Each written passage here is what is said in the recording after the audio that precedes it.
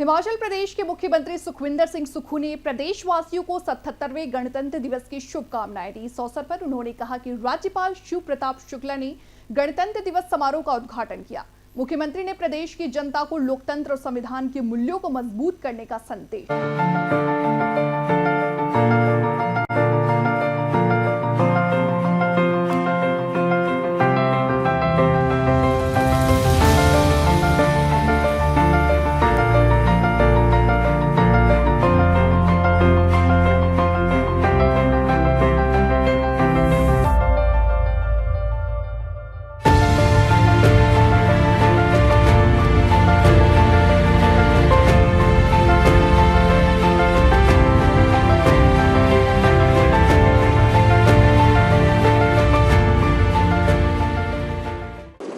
देखिए, प्रदेश में काफ़ी लंबे अरसे बाद बर्फ़बारी हुई है और ऐसा प्रतीत होता है कि ये जो बर्फ़ का जो ठंड का सर्कल है वो एक महीने लेट हुआ है।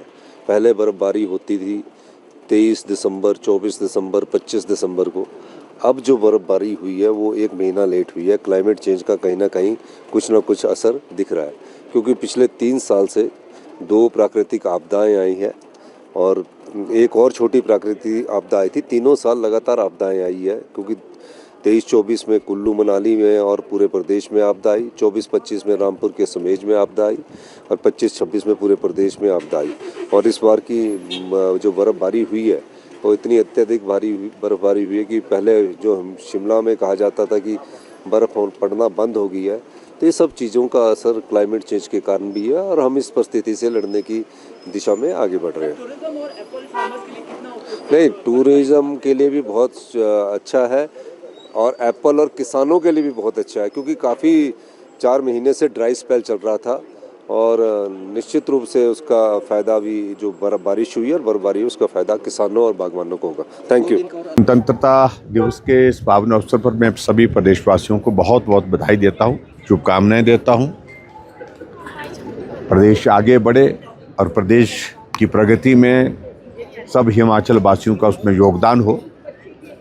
और जो ख़ास तौर से जो एक आज के अवसर पर मुझे लगता है कि जो विशेष तौर से आदरणीय प्रधानमंत्री नरेंद्र मोदी जी का जो एक विज़न है 2047 तक भारत विकसित भारत बने, इस बात के लिए जो चीज़ें हम अपने स्तर पर कर सकते हैं वो करने की दिशा में आगे बढ़े। नशे से मुक्त हो ये प्रदेश, देवभूमि हमारा, और उसके साथ में हिमाचल प्रदेश आपदा के दौर में से बाहर निकल पाए। इन सारी बातों के लिए मैं आज देवभूमि के सभी देवी देवताओं से कामना भी करता हूं और हिमाचल प्रदेश के सभी लोगों से इस बात के लिए आग्रह भी करता हूं कि हिमाचल को आगे बढ़ाने में आप सबका सहयोग चाहिए। देखिए, एक बात तो मान करके चलिए कि बहुत लंबा स्पैन रहा इस बार, जो ड्राई स्पैन रहा, बारिश काफ़ी अरसे के बाद हुई और स्नोफॉल हुई, एक साथ ही हुई, एक बार में हुई और अच्छी हुई, जिसके कारण जो है बागवान सब खुशी हैं, प्रदेशवासी भी खुशी हैं। और सबसे बड़ी बात तो है कि एप्पल की फसल के लिए, सेब की फसल के लिए और दूसरी फसलों के लिए किसानों के लिए बहुत बड़ी ये राहत है, बागवानों के लिए विशेष तौर से।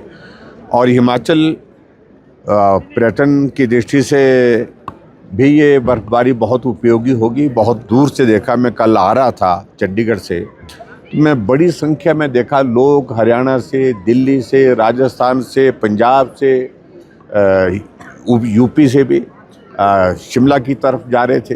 हिमाचल प्रदेश में आकर के इस बर्फ़ का आनंद लेने के लिए जो टूरिस्ट आएंगे तो स्वाभाविक रूप से हिमाचल प्रदेश का एक पर्यटन राज्य होने का जो हमारा सपना जो है वो साकार होता दिखता है।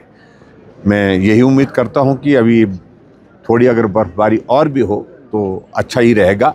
लेकिन इतना मैं ज़रूर कहना चाहता हूं कि बर्फ़बारी का कल का प्रेडिक्शन है, तो जो पर्यटक हिमाचल प्रदेश में आए हैं सावधानी के साथ जो है वो जाएं, गाड़ी भी सावधानी के साथ चलाएं ताकि कोई ऐसी घटना घटित ना हो। और ख़ास तौर से ऐसे इलाकों में जाने पर परहेज़ करें जहां गाड़ियां फंस सकती है, कोई संकट आ सकता है। तो ऐसी चीज़ों को जोखिम में न डाल करके अपना आप आनंद लें, इतना ही।